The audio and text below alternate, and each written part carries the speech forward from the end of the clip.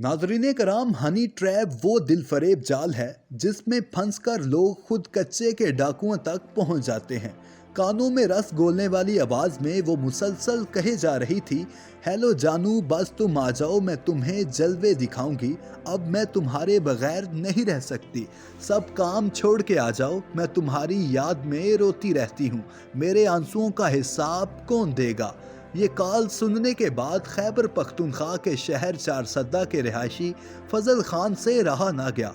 उन्होंने ticket book करवाई और पंजाब के शहर सादिकाबाद के लिए रवाना हो गए। मुझे 15 घंटे का सफ़र 15 साल जैसा लग रहा था। मैं अपने दिल और दिमाग में उसकी तस्वीर बनाता और सोचता कि ये मुलाकात कैसी होगी, जो लड़की मेरे इश्क में इतनी पागल हो चुकी है। उससे मुलाकात का सोचकर मैं थोड़ा सा कंफ्यूज था। मुझे मिलने की खुशी भी थी लेकिन अनजाना सा खौफ भी था, मगर फिर भी मैंने खुद को तसल्ली दी कि उस लड़की से मैं कई महीनों से बातचीत कर रहा था, वो भला मुझे धोखा क्यों देगी। वीडियो में मज़ीद आगे बढ़ने से पहले आपसे गुजारिश है कि हमारे DS डिजिटल टीवी को सब्सक्राइब कर दें, शुक्रिया।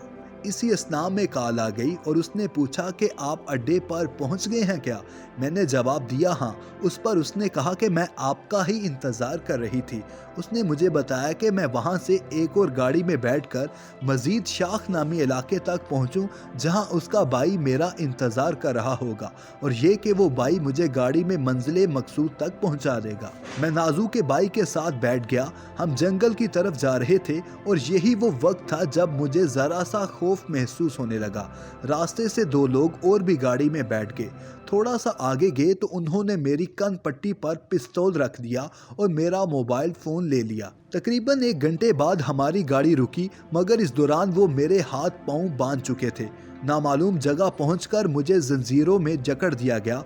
कुछ देर बाद उन्होंने मुझे कहा कि अपने घर वालों को फ़ोन करो और पैसे मंगवाओ। उन्होंने ये भी बताया कि मैं अगवा हो चुका था। उन्होंने धमकी दी कि अगर मैंने इनकार किया तो वो मुझे यहीं पर जिंदा दफन कर देंगे। मैंने थोड़ी सी हिचकिचाहट का मुजाहरा किया तो उन्होंने मुझे मारना शुरू कर दिया।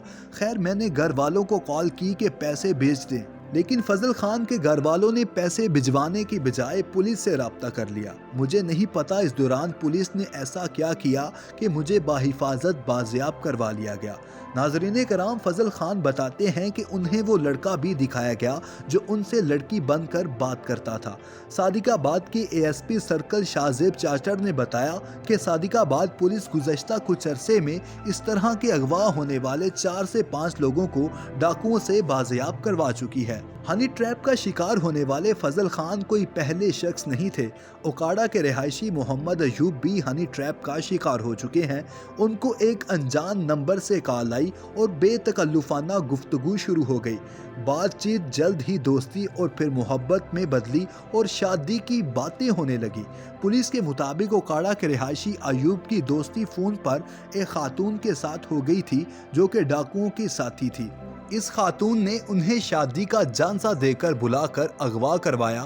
तहम जब अगवाकार उन्हें कच्चे के इलाके की तरफ ले जा रहे थे तो उनका आमना सामना थाना माचिका की हदूद में पुलिस से हो गया और उन्हें तावान दिए बगैर ही आज़ाद करवा लिया गया। नाजरीन, डाकुओं को हनी ट्रैप जैसी तकनीक की ज़रूरत पेश क्यों आई? कच्चे के इलाकों में माजी में मुतअद्दिद ऑपरेशन हो चुके हैं, मगर उन इलाकों से डाकुओं का खात्मा मुमकिन नहीं हो सका।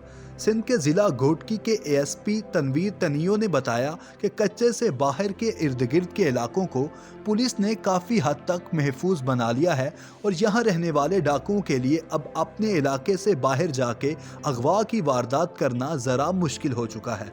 लिहाजा अब उन्होंने कार्रवाइयों के लिए हनी ट्रैप की तकनीक इस्तेमाल करना शुरू कर दी है। उन्होंने कहा कि वक्त के साथ अब डाकुओं ने भी अपनी हिकमत अमली तब्दील कर ली है। ये अगवाकार अनजान नंबर्स पर कॉल मिलाकर फ़ोन उठाने वाले बंदे को अपने जाल में फंसाते हैं।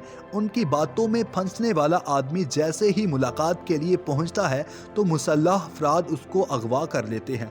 उन्होंने बताया कि तफ्तीश के दौरान ये भी सामने आया कि सोशल मीडिया पर उनके पेज बने हुए हैं जहां वो खूबसूरत लड़कियों की तस्वीर अपलोड करते रहते हैं। उन तस्वीर के झांसे में आके लोग फंस जाते हैं और यूं अगवा हो जाते हैं। तनवीर तनियू ने बताया कि सिंध में हनी ट्रैप का शिकार लोग कम होते हैं। अब उनका शिकार ज़्यादातर खैबर पख्तूनख्वा और पंजाब के लोग बनते हैं। लड़की के अलावा लोगों को सस्ती स्कीमों का झांसा देते हैं।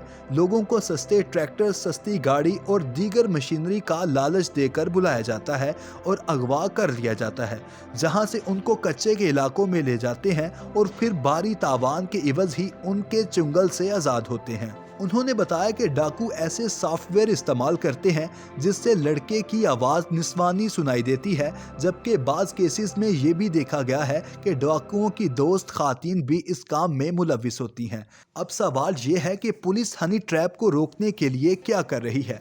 शाहजेब चाचड़ ASP सर्कल सादिकाबाद ने बताया कि पुलिस वाले गाड़ियों में ऐलान करवाते रहते हैं कि अगर कोई मुसाफिर सिर्फ खातून के बहकावे में आकर मिलने जा रहा है या फिर उनको किसी सस्ती स्कीम का लालच दिया गया है, वो यहीं उतर जाए, खतरा है वो हनी ट्रैप का शिकार हो रहे हैं। उन्होंने बताया कि इस हवाले से स्पेशल काउंटर भी बना दिए गए हैं ताकि लोगों को मालूमात फराहम की जा सके। उन्होंने कहा कि हनी ट्रैप का सिलसिला घोटकी से शुरू होकर अब सादिकाबाद और रहीम यार खान तक फैल चुका है। हनी ट्रैप का शिकार लोग वापसी पर शर्मिंदगी के बायस अमूमन मुकदमा दर्ज नहीं करवाते। शाहजेब चाचड़ ASP के मुताबिक महकमा पुलिस ने पाकिस्तान टेली कम्युनिकेशन अथॉरिटी यानी PTA को कच्चे के इलाके में काम करने वाले मोबाइल बंद करने और फेडरल इन्वेस्टिगेशन एजेंसी यानी FIA को भी मुतअद्दिद खतूत लिखे हैं कि उनके खिलाफ कार्रवाई की जाए। हुकाम से डाकुओं के सोशल मीडिया अकाउंट्स बंद करने की भी अपील की गई है।